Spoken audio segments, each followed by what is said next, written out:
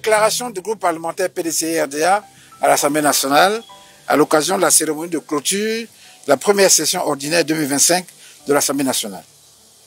À l'occasion de la clôture de la première session ordinaire de l'Assemblée nationale, ce lundi 30 juin 2025, le groupe parlementaire PDCI-RDA a boycotté la cérémonie pour marquer son indignation face au mépris et à l'indifférence du pouvoir d'ouvrir le dialogue politique avec les partis politiques et la société civile en vue de l'organisation d'un scrutin crédible, transparent et inclusif. Les députés du groupe parlementaire PDCI-RDA à l'Assemblée nationale rappellent que dans notre pays, la Côte d'Ivoire, sous le prétexte de l'exclusion de candidats, certains Ivoiriens ont pris des armes contre d'autres Ivoiriens, entraînant ainsi plus de 3000 morts et de nombreux dégâts matériels. Il vous souviendra que le président de la République, M. Alassane Ouattara, il y a quelques années, s'est engagé à ne plus exclure de candidats à l'élection présidentielle. Cependant, que constatons-nous?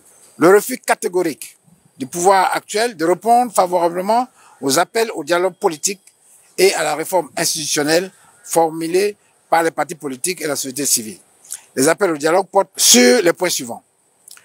Une réforme urgente et inclusive de la CEI, impliquant tous les acteurs politiques, la société civile et les garants internationaux. Deuxièmement, la révision de la liste électorale conformément à l'article 6 du Code électoral pour l'année 2025. L'inscription sur la liste électorale des leaders politiques injustement radiés, dont le président du PDCI-RDA, M. Cheikh Tidiane Thiam, et le président du PPACI, M.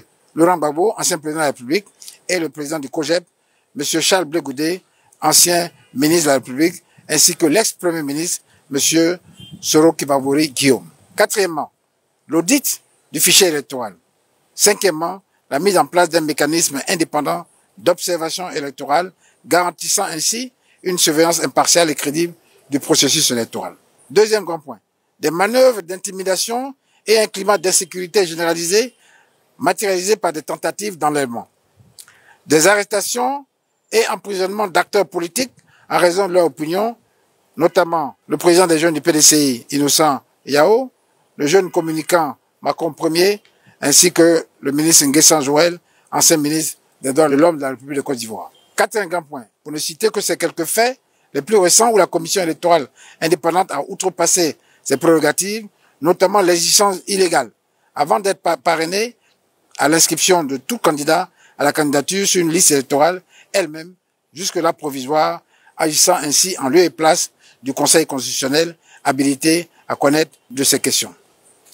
À seulement 4 mois de l'élection présidentielle prévue en octobre 2025, aucune lueur d'espoir pour un dialogue politique qui ne se profile à l'horizon et les risques d'implosion de notre nation vont grandissant.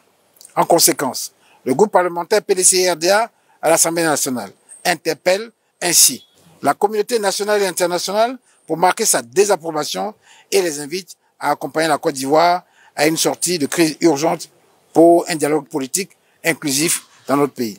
Le groupe parlementaire PDCI-RDA invite le président de la République de Côte d'Ivoire à prendre les décisions urgentes qui s'imposent en la matière pour une paix durable dans notre pays. Fait à Abidjan, le 30 juin 2025, le groupe parlementaire PDCI-RDA à l'Assemblée nationale. Je vous remercie.